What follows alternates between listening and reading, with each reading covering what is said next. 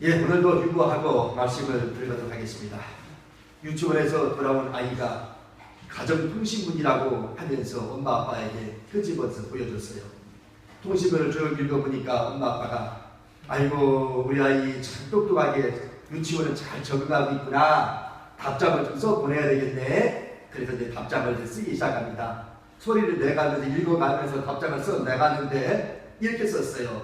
선생님, 저희 부부가 처음으로 우리 아이를 유치원에 보낼 때는 근심 반, 걱정 반 그런 마음으로 보냈는데 선생님의 가르침을 잘 받아서 우리 아이가 여기까지 왔는데 갑자기 이 아이가 으악 하면서 그냥 나비 울면서 막 울고 난리를 쳤어요.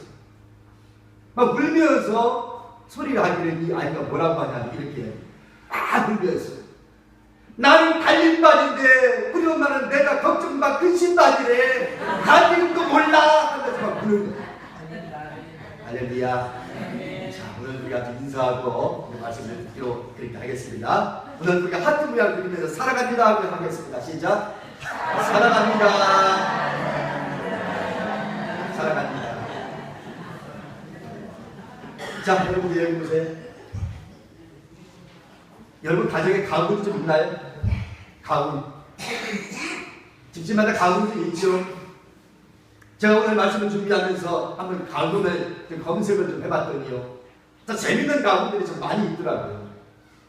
뭐 이런 것도 가구인가 싶은데 가구이라고 쓰면서 올라와 있는 내용들이 있는데 그 내용들 몇 가지만 한번 소개해볼게요. 아주 재밌어서. 그래서 몇 가지 소개하는데 첫 번째는요. 밤일을 잘하자. 한 여자만 사랑하자. 이런 가문도 있어요. 그 다음에 또 두 번째 가문 어떤 사람이냐면 주식을 하지 말자. 보증을 서지 말자. 밥은 먹고 살자. 이게 가문이야. 그 다음에 또 어떤 사람은 이렇게 가문 썼어요. 오빠를 믿지 말자. 무슨 뜻인지 난 몰라요. 어쨌든 가문을 검색해보니까 그런 말이 있어. 오빠를 믿지 말자. 그 다음에 어떤 사람은요. 여자 말을 잘 듣자. 이게 가문이래요. 별 희한한 가문도 다 있습니다. 진짜 내가 너무 재밌어서 혼자만 웃고 지나가기가 아쉬워서 여러분들에게 소개를 했습니다. 또 모르죠. 이 집안 특집마다 자기 나름대로의 가문을 이렇게 정했으니까 이걸 가지고 뭐 좋네 나쁘네 우리가 감히 뭐 판단할 수는 없어요. 저마다 나름대로 자기들의 뭐가 이유가 있으니까 이렇게 정했겠지만 그러나 제가 오늘 감동적인 한 가문을 좀 소개를 좀 해보려고 합니다. 이미 제가 설교 전에 설교하면서 한 번 정도 소개했을 거라고 이해되고 있는데 경주 최부자식집의 그 가문입니다. 육훈이라고 그래가지고 자기 후손들에게 가르침을 줬던 그런 가문이 있어요. 혹시 여러분 기억할지 모르겠습니다만 아마 거의 기억 못할 거예요. 제 6가지 경주 최부자식집의 가문을 지금 이야기할 겁니다. 첫째가 뭐냐면 과거를 보되 진사 이상을 하지 말라. 이게 첫 번째였습니다. 그다음 두 번째는 만석 이상의 재산은 사회에 환원하라. 세 번째는 흉년 뒤에는 땅을 울리지 말라. 네 번째는 과객을 후하게 대접하라. 다섯 번째, 주변 백리 안에 굶어 죽는 사람이 없게 하라. 여섯 번째, 시집온 며느리는 3년간 무명 옷을 입어라. 이것이 경주 최부자식집의 가문이었습니다. 여러분, 이런 훌륭한 가문이 있었기 때문에 400년 동안 우리나라 역사에 정말 부자로서 이름이 남겨지고 있는 거예요. 얼마나 참 아름다운 그런 풍습인지 몰라요. 이런 가문이 있어서 말이에요. 저는 최근에 어떤 훌륭한 목사님의 장례식에 참여를 좀 해봤습니다. 우리 교회의 공로 목사님이시고 또 그 교회에서는 원로 목사님이셨는데 이분이 향년 80세를 일기로 세상을 떠나셨습니다. 그래서 이제 우회장으로 장례를 치르게 됐는데 제가 이분이기 때문에 그 장례식에 참석을 해봤습니다. 장례식 진례가 잘 진행이 되면서 거의 끝 무렵에 자숙들, 그 유가족들 대표해서 인사하는 시간이 있었습니다. 그때 목사님이 장남 자격으로 강단에 올라와서 생전에 자기 아버지 목사님께서 우리 자손들에게, 우리 자식들에게 가르침을 주었던 세 가지를 잊지 말라고 교훈했던 그것을 설명해 주었습니다. 참으로 감동적인 이야기였습니다. 그 세 가지 내용이 뭔가 했더니, 첫째는 하나님의 은혜를 잊지 말라는 것. 너희들은 절대로 하나님의 은혜를 잊지 말라. 그 다음에 두 번째는요, 교회의 은혜를 잊지 말라. 그 다음에 세 번째는요, 믿음의 선배들의 은혜를 잊지 말라. 이것이 생전에 목사님이 자기 자손들과 자기 부인과 사모님한테 그리고 아이들한테 가르침을 줬던 내용이었습니다. 그 말을 들으면서 참 멋있다. 참 멋있다. 이분이 이 목사님이 평소에 어떤 생각을 가지고 어떤 철학을 가지고 사셨는가를 제가 고스란히 느끼겠더라고요. 하나님의 은혜를 잊지 마라. 목사로서 살아있기 때문에 교회에서 받은 은혜를 잊지 마라. 그 다음에 세 번째는 믿음의 선배들의 은혜를 잊지 마라. 이것은 너희들이 내가 죽고난 후에도 평생 잊지 말아야 될 3대 교훈이다. 참 잔잔한 감동을 제가 얻었습니다. 여러분, 사람들은 죽음을 앞두고서 내가 남겨진 후손들에게 어떤 말을 남길까 이런 고민을 할 겁니다. 아마도 여기서 여러분들도 내가 이 세상을 떠날 때쯤에 나는 후손들에게 무슨 말을 남길까 아마 생각하고 있는 분들도 계실 거예요. 오늘 본문에 등장하는 여호수아도 역시 마찬가지입니다. 여호수아가 지금 이제 노년기입니다. 이제는 젖과 꿀이 흐르는 가나안 땅 다 들어왔고 지파도 다 가누어졌고 이제는 안정에 들어왔습니다. 세월이 많이 흘렀습니다. 이제 여호수아도 나이 먹었습니다. 이들은 자기 인생이 얼마 남지 않았다는 것을 감지한 이 여호수아는 지금까지 살아왔던 모든 것이 하나님의 은혜라고 하는 것을 감수함과 동시에 한쪽 면에서는 걱정 반 근심 반이 되었습니다. 왜냐하면 내가 죽고 나면 우리 이스라엘 민족은 과연 어떻게 될 것인가 라고 하는 걱정이 있었던 것입니다. 과연 지금처럼 하나님을 잘 섬기고 살 수 있을까 참으로 걱정되지 아니할 수가 없었던 것입니다. 그래서 우리는 23장 말씀 보면 여호수아 23장 1절부터 3절까지 쭉 말씀을 보게 되면 이 여호수아가 자신의 그 심정을 이렇게 표현을 합니다. 여호와께서 주위의 모든 원수들로부터 이스라엘을 쉬게 하신 지 오랜 후에 여호수아가 나이 많아 늙은지라 여호수아가 온 이스라엘 곧 그들의 장로들과 수령들과 재판장들과 관리들을 불러다가 그들에게 이르되 나는 나이가 많아 늙었도다. 23장 1절부터 지금 3절 것입니다. 너희 하나님 여호와께서 너희를 위하여 이 모든 나라에 행하신 일을 너희가 다 보았거니와 너희 하나님 여호와 그는 너희를 위하여 싸우신 이십니다. 그럼에도 구구절절 쭉 더 이상 읽지 않겠습니다만 내가 죽어도 이스라엘 백성들은 하나님을 떠나지 말고 철저하게 하나님만을 믿고 살 것을 당부하고 있는 겁니다. 재판장들과 당시 장로들에게 말이죠. 그리고 오늘 읽었던 24장에 들어와서 이제는 세겜 땅에 이스라엘 백성들을 모아놓고 난 다음에 마지막 고면 설교, 어떤 의미에서 바라보면 여호수아의 마지막 설교입니다. 그런 의미에서 바라보면 여호수아의 유언이라고 해도 틀리지 않겠죠. 여호수아의 마지막 설교니까요. 그 설교에서 오늘 14절과 15절 말씀 다시 한번 보고자 합니다. 이렇게 시작하지요. 그러므로 이제는 여호와를 경외하며 온전함과 진실함으로 그를 섬기라. 너희의 조상들이 강 저쪽과 애굽에서 섬기던 신들을 치워버리고 여호와만 섬기라. 15절 만일 여호와를 섬기는 것이 너희에게 좋지 않게 보이거든 너희 조상들이 강 저쪽에서 섬기던 신들이든지 또는 너희가 거주하는 땅에 있는 아모리 족속의 신들이든지 너희가 섬길 자를 오늘 택하라. 오직 나와 내 집은 여호와를 섬기겠노라. 저는요 이 말씀을 쭉 보면서 여호수아의 그 마음을 읽을 수가 있었습니다. 여호수아가 강조하고자 하는 내용이 뭘까? 바로 그것을 읽을 수 있었습니다. 여러분, 마지막 설교를 하면서 여호수아는 자기 가족에게는 가문이었고 민족의 지침서가 될 수 있는 이 가르침을 오늘의 24장을 통해서 말씀하고 있는 거예요.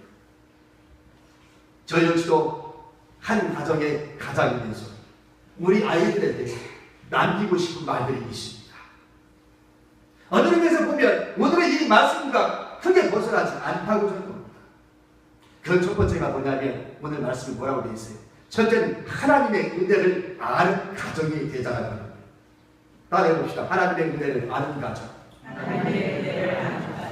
사실 오늘 본문 말씀은요 1절부터 18절까지. 근데 너무 내가 길기 때문에 14절부터 18절까지만 읽었습니다. 여러분 24장 1절부터 13절까지의 내용을 보면 무슨 내용이 나오냐면 하나님이 아브라함을 갈대아 우상의 도시 갈대아 우리에서 선택하셔서 전과 뿌리 우리는 가나안 땅을 인도하셨고, 그리고 그곳에서 살다가 애굽으로 내려가서 거기 종살이 하던 백성은 모세를 통해서 다시 이스라엘 백성을 구원해내고 전과 뿌리 우리는 가나안 땅을 인도하사 하나님의 약속의 땅을 선물로 상속분으로 줬다라는 내용이 앞에 쭉 나옵니다. 이 내용을 앞에서 이야기하고 난 다음에 여호수아는 지금 읽었던 14절과 15절 말씀을 하고 있는 거예요. 자, 여호수아가 과거의 아브라함부터 시작해서 오늘 여기까지 과거 역사를 짧은 시간에 훑어 내려갔던 이유는 뭘까요? 그 이유는 단 한 가지. 그게 뭐냐? 오늘 우리가 지금까지 살게 된 모든 것들은 하나님의 은혜였다라고 하는 것을 너희들 결코 잊어서는 안 된다라고 하는 것을 얘기하고 했던 것이죠. 아브라함부터 시작해서 오늘의 이르기까지 이스라엘 역사 속에 역사하신 우리 하나님의 은총을 절대 잊어서는 안 된다. 내가 오늘 여기까지 있는 것은 내가 잘나서 있는 것도 아니고 내가 노력해서 있었던 것이 아니라 철저한 하나님의 은혜였다라고 하는 것을 분명하게 지금 말하고 있는 겁니다. 저는 요즘에 지금 새벽마다 창세기를 지금 강의하고 있습니다. 절별로 지금 강의를 좀 하고 있는데 사실 좀 많이 나와서 좀 들었으면 좋겠다는 욕심은 있어요. 정말로 새벽에 나오시는 분들 아마 자랑 좀 해주십시오. 정말 새벽에 나오시는 분들 이 말씀이 얼마나 소중하고 얼마나 내가 많은 은혜를 받고 지금 말씀 전하고 있는지를 좀 옆에 있는 사람들한테 자랑해 주십시오. 그리고 좀 많이 나왔으면 좋겠습니다. 오늘 새벽마다 창세기를 보면 인간은 원래 하나님과 더불어 살도록 창조되었어요. 맞죠? 인간을 하나님이 만드실 때는 인간은 철저하게 하나님과 더불어 살도록 창조되었어요.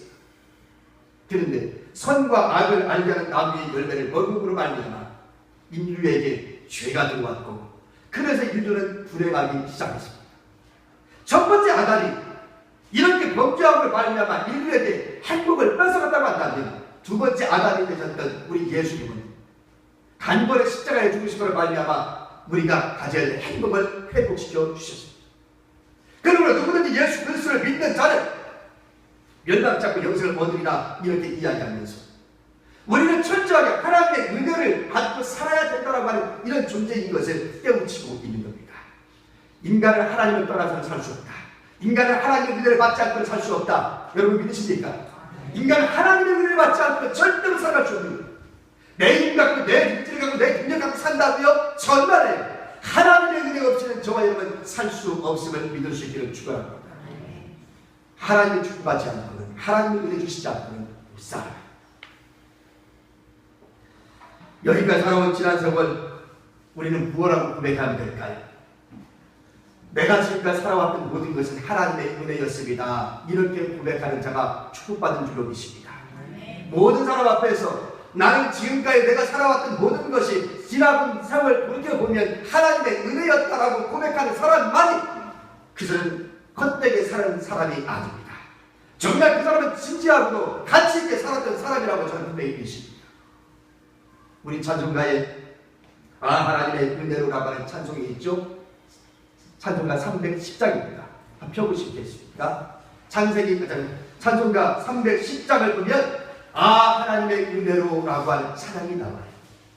여기 가사만 제가 보겠습니다. 읽을 때가 부르지 않고 가사 보니까 이렇게 있죠. 하나님의 은혜로 이 쓸데없는 자 왜 구속하여 주는지 난 알 수 없도다. 2절 왜 내게 굳세 믿음과 또 복음 주셔서 내 마음이 항상 편한지 난 알 수 없도다. 3절 왜 내게 성령 주셔서 내 마음 감동에 주 예수 믿게 하는지 난 알 수 없도다. 4절 주 언제 강림하실지 폭밤에 봄낮에 또 주님 만날 그것도 난 알 수 없도다. 여러분 여기 구구절절 나오는 반복된 단어가 하나 나옵니다. 그것이 뭐예요? 난 알 수 없도다. I don't know. 나는 알 수 없도다. 왜 하나님은 나한테 은혜를 줬는지, 왜 하나님은 나에게 성령 주셔서 내가 예수를 믿게 했는지, 왜 성령님이 강림하시는지 이런 것들을 나는 알 수 없었다. 왜 하나님 나의 은혜를 주는지 알 수 없다. 여러분 사실 이거는 반어법입니다. 알 수 없다는 것을 강조하는 뭐예요? 뒤집으면 안다는 얘기예요. 그래서 후렴은 그렇게 나옵니다. 내가 믿고 또 의지하면 내 모든 형편 아시는 주님 늘 보호해 주실 것을 나는 확실히 아네. 앞에는 뭐라고 했어요? 난 모르겠는데, 난 알 수 없다, 난 알 수 없다 이렇게 했던 이 가사가 맨 후렴의 마지막 부분은 뭐라고 해요? 나는 확실히 한다. 확실히. 왜 하나님 나에게 은혜를 주시고 왜 하나님 나에게 성령을 부어주시는지, 하나님 나에게 왜 예수 믿게 만들었는지, 이 모든 것들을 나는 확실히 안다.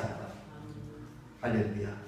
그래서 내가 지금 살아왔던 건 하나님의 은혜로 이 쓸데없는 나 같은 참, 하나님의 은혜로 내가 지금까지 살았다고 하는 이 고백을 지금 이 가사는 우리에게 얘기해 주고 있습니다. 사실 이 노래는 휘틀이라고 하는 사람이 쓴 가사입니다. 미국의 남북전쟁을 참여했던 이 휘틀이라는 사람은 전쟁 중에 오른쪽 팔을 잃어버리고 말아요. 부상을 당해서. 오른쪽 팔을 부상을 당해서 잃어버리고 병원에서 이제 수용대체 치료를 받고 있는 중에 있습니다. 근데 병원에 있는 날이 하루 이틀도 아니고 여러 날 동안 병원에 입원하여 치료를 받다 보니까 심심해 견딜 수 없는 거예요. 그 심심하게 견딜 수 없던 이 차에 저쪽에 보이는 성경책을 발견하고 성경을 읽기 시작합니다. 병원에 입원하고 있는 동안에 말이죠. 하지만 성경을 읽고는 있긴 했지만 그 말씀 속에서 감동은 받을지라도 하나님의 말씀 속에서 예수님을 영접하지는 않았습니다. 그러니까 심심하니까 그냥 읽었던 거지요. 성경을 말입니다. 그 순간 어느 날 간수가 문을 두드리면서 찾아옵니다. 여기에 한 병사가 지금 죽어가고 있는데 좀 기도를 부탁하는데 나는 교회도 안 다니는 사람이라 기도해 줄 수가 없고 당신이 와서 죽어가는 이 병사에게 기도를 마지막 가는 저승길 가는 기도 한번 해주시기라 이렇게 이야기합니다. 이때 휘틀이라는 사람이 그렇게 얘기하죠. 아닙니다. 저도 교회 다니는 사람이 아니고요. 저도 하나님을 믿는 사람이 아니기 때문에 그러나 자격도 없고 기도할 줄도 몰라요. 이렇게 거부를 했는데 이 간수가 하는 말이 아니요. 내가 보니 당신은 틀림없이 크리스찬이에요. 내가 보니까 당신은 늘 성경책을 읽고 있는 걸 내가 발견했는데 당신이 크리스찬이 아니라면 누가 크리스찬이란 말이요. 그러지 말고 죽어가는 병사 마지막 가는 길 와서 기도라 한번 해주시라. 그렇게 부탁합니다. 하도 간곡하게 부탁하는 바람에 결국 이 휘틀은 그 간수를 따라서 그 사람의 죽어가는 병실로 찾아갑니다. 막상 죽어가는 사람을 바라보면서 손을 붙잡고 무릎을 꿇었어요. 뭐라고 할 말이 있어야지. 그동안에 교회 다니는 사람도 아니고 예수 믿는 사람도 아니기에 기도할 줄 알아요. 뭘 할 줄 알아요. 그저 어거지로 끌려왔기 때문에 그냥 무릎을 꿇고 앉아있고 했는데 할 말이 없어요. 그런데 자기가 무슨 일을 했는지도 모르게 먼저는 하나님 나를 불쌍히 여겨주세요. 자신의 죄부터 먼저 고백을 하고 난 다음에 그리고 죽어가는 이 사람을 손을 붙잡고 하나님 이 영혼을 불쌍히 여겨 주십시오. 이 영혼을 하나님 긍휼히 여겨 주시옵소서. 이렇게 기도를 했습니다. 그런데 이 손을 붙잡고 있었던 이 손을 죽어가는 이 병사가 잡고 있는 거예요. 힘을 주면서 힘이 가해지는 것을 느끼기 시작합니다. 그리고는 간절하게 다시 이 병사를 위해서 기도하고 눈을 떴는데 눈을 뜨고 보니까 이 죽어가는 병사가 편안하게 눈을 감아버리고 말았습니다. 불안에 떨어서 정말 공포를 느끼면서 저항하면서 죽어가는 것이 아니라 자기의 손을 붙잡고 기도 소리를 들어가면서 잠자듯이 편안하게 죽음을 맞이합니다. 휘틀은 그때의 이 사건을 평생 잊지를 못합니다. 남북전쟁이 끝나고 이제는 부흥전구단, 우디의 부흥전구단에 들어가서 같이 활동하게 되는데 부흥전구단에서 좀 곡정 중 하나 써달라고 하는 그런 부탁을 받고 부흥집회의 불을 목적으로 쓴 가사가 지금 읽었던 하나님의 은혜로 바로 이런 가사를 쓰게 된 겁니다. 여러분 이 가사의 내용을 가만히 보십시오. 이 사람은 자기가 경험했던 그 병원에서 있었던 그 사건과 지금까지 살아왔던 그 모든 삶을 잘 생각해 보면서 이 모든 것이 하나님의 은혜였다. 내가 죽어가는 병사의 이끌림 받은 것도 하나님의 은혜였구나. 하나님의 이 병사를 편안하게 죽게 만들기 위해서 나를 여기까지 인도했구나. 지나고 보니까 모든 것이 하나님의 인도였다고 하는 것을 그는 깨닫게 되었다는 것이죠. 그래서 그는 하나님 앞에 감사하고 내가 오늘날 이렇게 쓰임받게 된 것에 대하여 감사하면서 오늘의 내가 있었던 것은 하나님의 은혜였음을 고백하고 있는 겁니다. 여러분도 그렇게 고백되어지기를 축원합니다. 내가 오늘 살고 있는 것은 누구의 은혜라? 하나님의 은혜라. 이렇게 얘기하면 어떤 사람은 그럴 거예요. 목사님, 내 삶은 지금 엉망입니다. 내가 지금 살아가는 것이 행복하다고요? 아니요. 나는 지금 불행합니다. 내가 무슨 행복합니까? 되는 일 하나도 없고 가는 것도 없고 다 내 주변에 있는 사람 다 떠나버렸는데 내가 무슨 행복하다? 하나님의 은혜라고요? 하나님을 살아계시면 오늘 내가 인내 이끌고 놔두겠습니까? 하나님 없습니다. 글쎄요, 그렇게 하는 분들이 계시겠죠. 왜? 내가 모든 것이 잘 되고 모든 것이 형통하고 그런다면 하나님의 은혜라고 당당히 이야기하겠지만 내가 지나가는 내 삶을 바라보니까 뭘 자랑할 게 있어? 아픔과 고난과 고통만이 내 삶 속에 지금 있는데 뭘 하나님의 은혜라고? 어쩌면 오늘 말씀 전하는 나한테 그렇게 반문할지 모르겠습니다. 그러나 여러분, 이것만은 명심하십시오. 내가 지금까지 만난 하나님을 가지고 내가 맹세하거나 까닭 없이 이유 없이 오늘 우리에게 고난을 주시는 하나님은 결코 아니라는 점입니다. 그때 당시에는 힘들고 어려웠을지라도 세상 흘러가고 시간 흘러간 뒤에 보면 그때 나에게 아픔을 주신 것은 그때 나에게 고통을 준 것은 오늘 내가 있게 만들기 위한 하나님의 방편이었고 도구였다고 하는 사실을 고백하게 될 것입니다. 자, 여러분 물어봅시다. 여러분 중에 이 세상에 지금 유명하다고 일컬어지는 사람이 있을 거예요. 저 사람 참 훌륭해. 그런 사람들이 있을 거예요. 그런 사람들 중에 고난 없이 오늘의 성공한 사람이 있던가요? 있습니까? 날 때부터 태어나서 아무 인생에 고난 없이 승승장구해가지고 오늘의 여러분이 알고 있는 유명한 사람들 있습니까? 인생의 쓴맛 겪어보지 않고 오늘에 이르기까지 평탄하게 그렇게 성공한 사람들이 있던가요? 그런 사람이 있으면 저는 소개 좀 해주십시오. 내가 지금까지 글을 읽고 지금까지 내가 만난 사람 중에 인생의 쓴맛 없이 인생의 고난 없이 오늘 우리가 일컬어지고 존경받는 사람 한 명도 없이 어떤 의미에서 보면 그분들이 더 많은 고통을 받았고 더 많은 아픔을 경험했습니다. 있습니까? 그런 아픔과 모든 고난을 이겨낸 뒤에 성공을 한 거고 인생 승리자라고 우리가 좀 박수 쳐주기 됩니다. 만일에 그런 고난 없이 그저 물려받아가지고 산속증 물려받아가지고 오늘의 이겼다고 한다면 우리가 박수 칠 사람 한 명도 없습니다. 그런데 그 고난을 어떻게 이겼어? 야, 인생 승리야, 인생 역전이야, 야, 저 사람 참 대단한 사람이다. 그래서 박수 쳐주는 거 아니겠습니까? 고난 없이 성공한 사람은 한 명도 없습니다. 여러분, 진실로 내가 지금 힘들고 어렵습니까? 그러나 하나님이 나에게 더 큰 도구로 하나님 더 크게 축복하시려고 주신 하나의 시련이라고 받아들일 수 있기를 축원합니다. 중요한 것은 이 내 앞에 있는 이 시련을 내가 어떻게 이겨나가느냐가 중요한 거죠. 내가 이걸 이기지 못하면 나는 성공할 수 없습니다. 그러나 이것을 내가 이겨내면 나는 성공할 수 있음을 믿을 수 있기를 축원합니다. 여러분, 내가 있는 모든 것이 하나님의 은혜였다고 고백할 수 있기를 바랍니다. 그 다음에 두 번째는 각종 우상들을 제거하라. 각종 우상들을 제거하라. 오늘 읽었던 이 말씀을 잘 보십시오. 하나님을 섬기는 것이 좋지 않게 보이거든 조상들이 섬기던 신들이든지 지금 거주하고 있는 아군의 인들의 신들이든지 섬길 자를 택하라. 오직 나와 내 집은 여호와를 섬긴다. 이 말은요, 앞에서 이야기했던 것처럼 반어법입니다. 반어법. 반어법이 뭐예요? 이 반어법이라고 하는 것은 반대의 얘기를 지금 얘기하고자 하는 얘기다 이 말입니다. 그러니까 글을 읽을 때 말만 믿고 하지 말고 이 사람이 어떤 뜻으로 말하고 있는가 하는 게 알아차리라 이 말.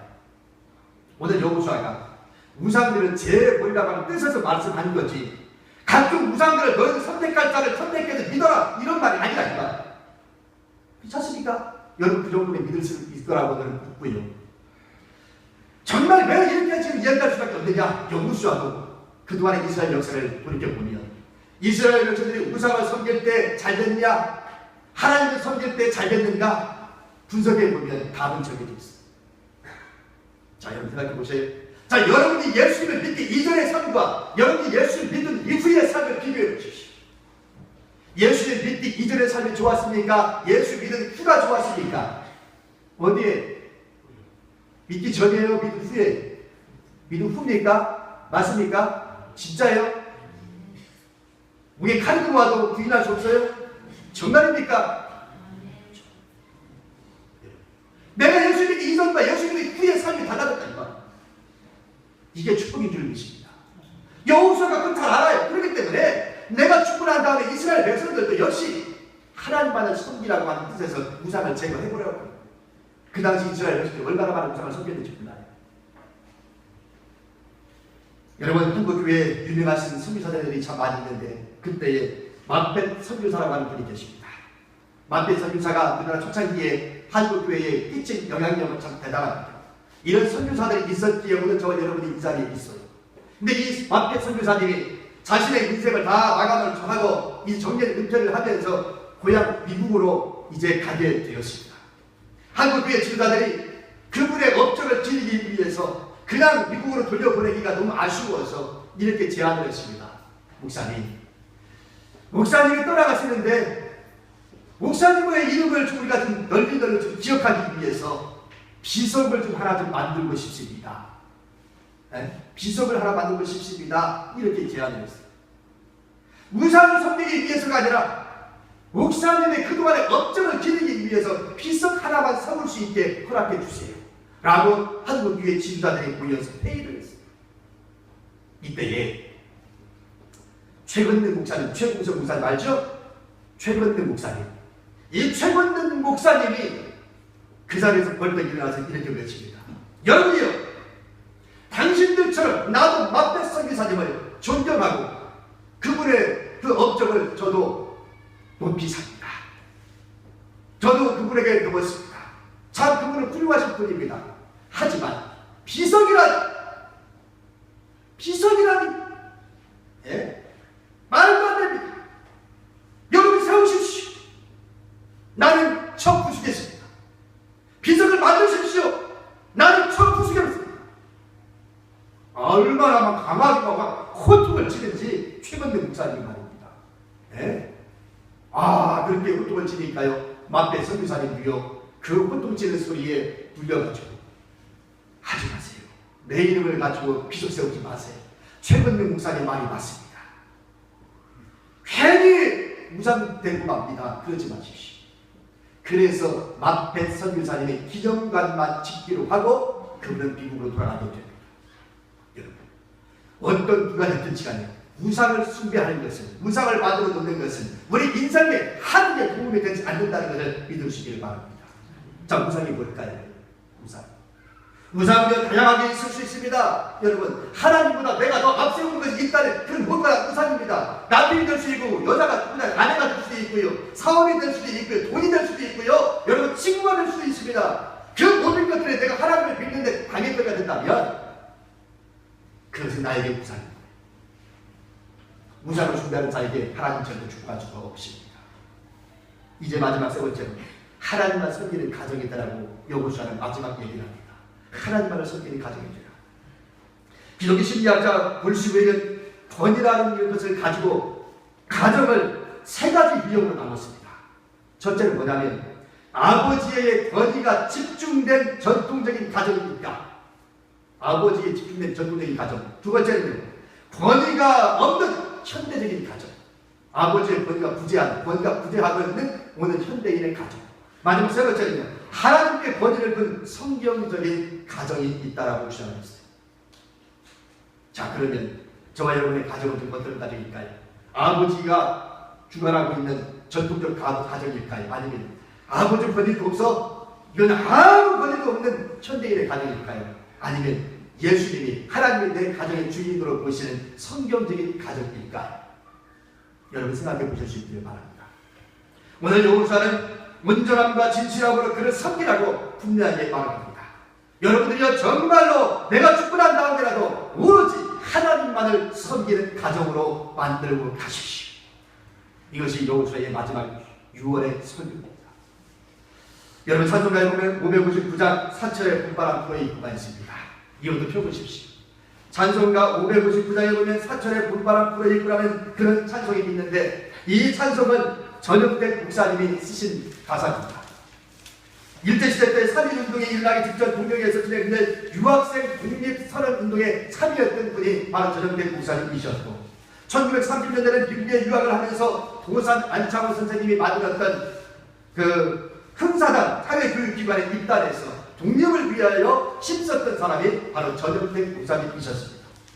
해방 후에 한국의 찬송가를 만들게 됐는데 찬송가 공회에서 목사님에게 가정을 중심으로 해서 곡 하나만 좀 만들어 주십시오 라고 하는 부탁이에요. 하나님이 기뻐하는 가정은 어떤 가정일까를 생각하면서 만든 곡이 사철의 봄바람 불어 있고라고 하는 그런 찬송이었습니다. 여러분 그 찬송 가사 얼마나 좋아요. 참 좋지요? 얼마나 좋아요. 그런데요 거기에 보면 찬송가 559장이라고 했죠? 거기 말씀 보면 뭐라고 되어 있어요? 3절까지밖에 없죠? 3절까지밖에 없는데 사실 이 3절 말고 또 하나의 절이 있습니다. 여기에 드러나 있지 않아요. 그것을 제가 읽어보겠습니다. 즐거운 찬송이 흘러나고 제단의 향기는 끊임없네. 말씀의 양식도 넉넉하니 하늘의 축복이 넘쳐. 이거를 빠뜨렸습니다. 왜 이 당시에 그걸 빠뜨렸을까? 제단 때문에 그걸 빠뜨렸어요. 제단 때문에. 제단이 마치 당시 우상들이 즐비했던 우리나라의 그 문화 속에서 제단이 자칫 잘못하면 오해를 불러일으킬 것 같아서 이 제단이 들어가는 이 마지막 4절을 뺀 거예요. 그래서 3절까지밖에 없는 거예요. 자, 4절 내용이 뭐라고요? 즐거운 찬송이 흘러나고 제단의 향기는 끊임없네. 말씀의 양식도 넉넉하니 하늘의 축복이 넘쳐. 이런 가정을 만들어 보실 수 있기를 축원합니다. 네. 결론 내리겠습니다. 여러분은 어떤 가정을 원하십니까? 네. 하나님의 은혜를 가정을 만들어 보실 수 있기를 축원합니다. 그리고 각종 무상을 제해버리고 오직 하나님만을 섬기는 가정, 그런 가정이야말로 정말 하나님이 기뻐하시는 가정이요 축된 가정이요 이런 가정은 자자손손 하나님의 축복이 흘러가는 가정이 될 줄로 믿습니다. 이런 소망을 갖고 이 시간 함께 오늘 기도하는 시간 갖기를 원합니다.